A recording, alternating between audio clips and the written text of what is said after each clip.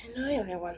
Today I'm going to talk about face-to-face communication and digital communications, comparing their advantage and disadvantage, and explain which one I use and prefer.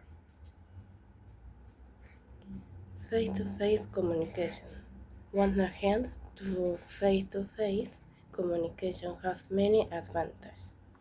Being physically present, people and understand emotions, but more clearly, actual facial expression, body language, and to voice this type of communication often strengthens relationship, causing people to feel more connected and frustrated another advantage, and immediate feedback, reducing and more common on other modes of communication. On the hand, face-to-face communication also has a disadvantage. Requiring people to be in the same place can be in consuming conversation held in person.